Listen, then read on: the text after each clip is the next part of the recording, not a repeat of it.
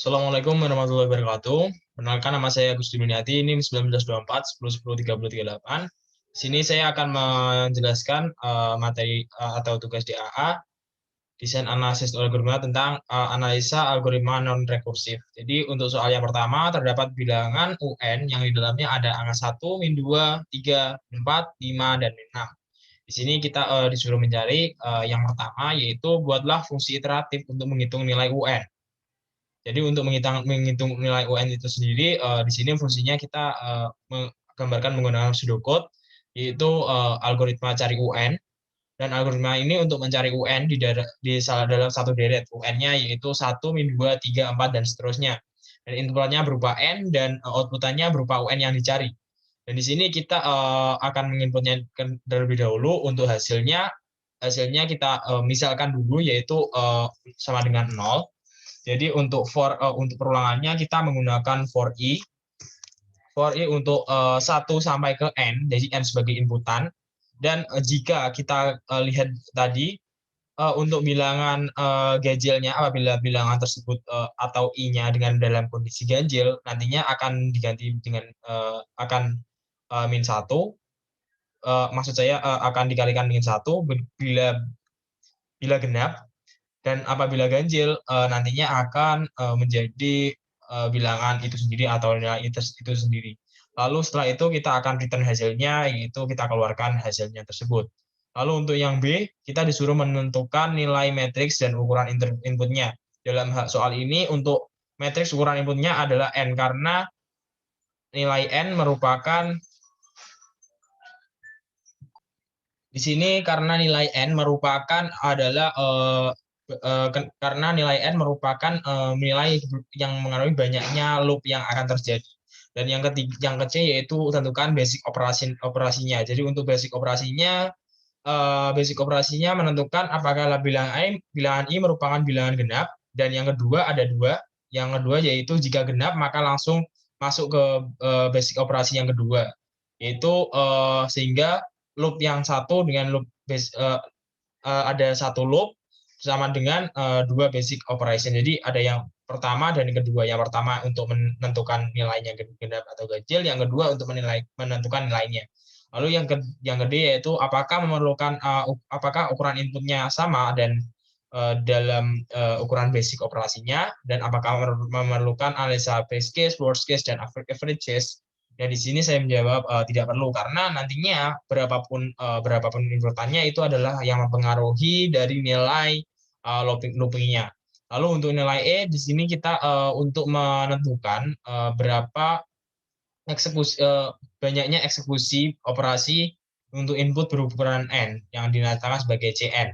Lalu kita disuruh mencari persamaan deret untuk CN. Jadi untuk CN-nya di sini dari sigma dari I sama dengan 1 sampai ke N dan 2. Kenapa 2? Di sini karena basic operasinya 2, dan dari 1 ke N karena for-nya dimulai dari 1 hingga ke N. Lalu di sini kita suruh mencari persamaan langsung. Berarti untuk persamaan langsung CN-nya berarti dari 1 sampai ke N. Lalu sigma dari 1 ke N sama dengan 2, 2-nya lalu kita pecah menjadi 2 kali 1. Lalu 2-nya sebagai konstanta kita taruh ke depan. Berarti untuk nilainya CN sama dengan 2N, dan untuk estimasi waktunya yaitu 2N kali T waktu.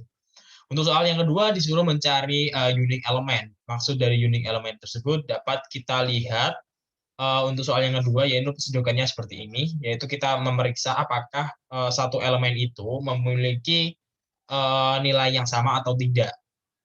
Apabila true, kita keluarkan true jika setiap satu elemen A itu memiliki nilai unik dan atau tidak ada yang sama, dan apabila false kita keluarkan, itu berarti elemen-elemennya di dalam nilai A itu terdapat nilai yang sama. Untuk kesedukannya seperti yang ada di soal, yaitu kita mengecek 2 kali dengan for, lalu kita cek lagi dengan if apakah indeks ke I sama dengan indeks ke J. Apabila sama kita return false.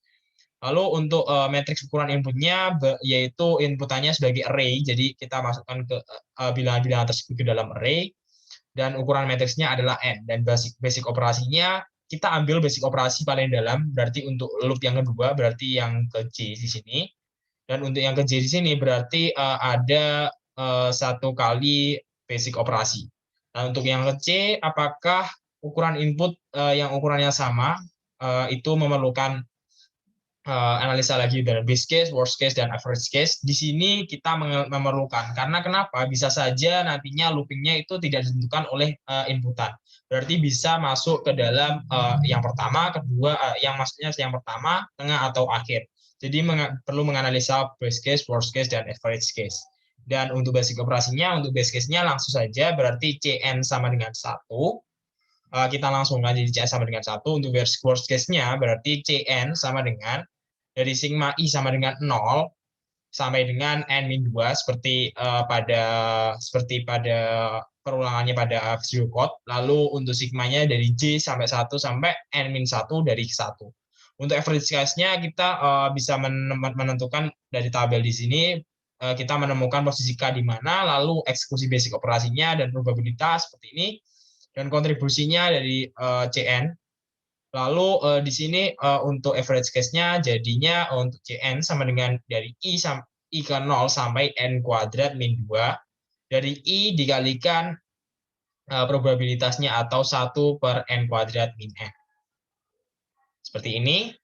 Jadi untuk mencari persamaan langsungnya ada di base case, worst case, dan average case. Dan base case-nya tadi kan kita lihat Cn sama dengan 1, berarti base case-nya adalah 1. Dan untuk worst case-nya kita jabarkan dulu, berarti dari 0 sampai N-2 dari J sama dengan 1 sampai N-1 dari 1, lalu kita jabarkan.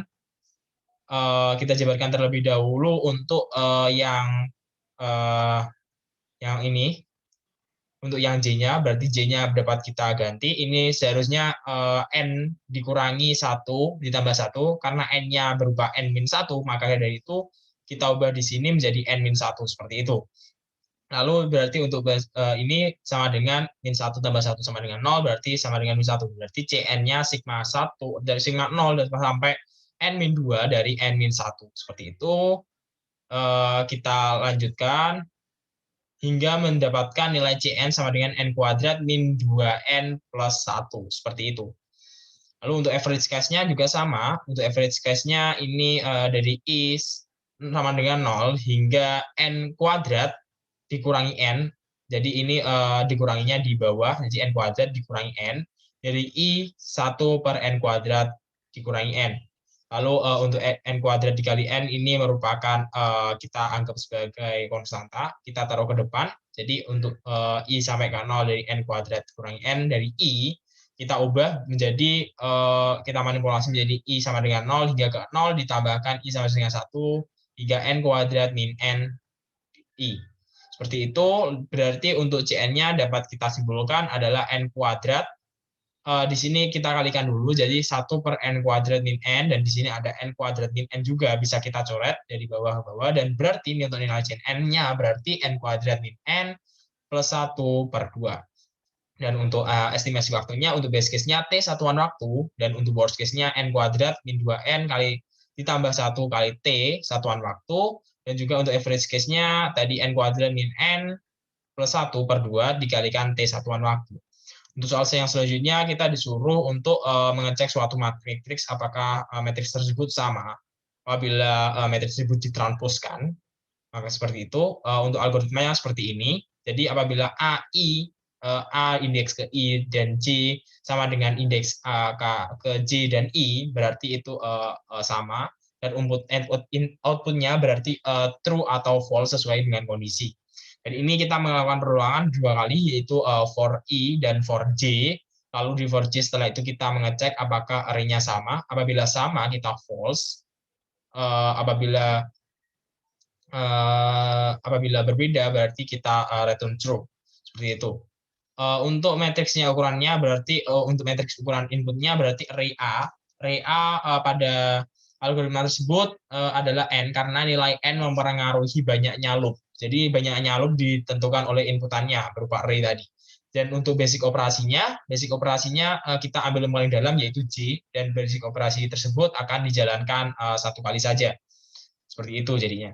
Jadi untuk yang D, apakah input ukuran banyaknya itu eksekusi basic operasinya bisa berbeda, dan apakah diperlukan analisa base case, worst case, dan average case? Ini tidak perlu, karena perulangan tersebut atau loopingnya akan dipengaruhi dengan nilai inputan.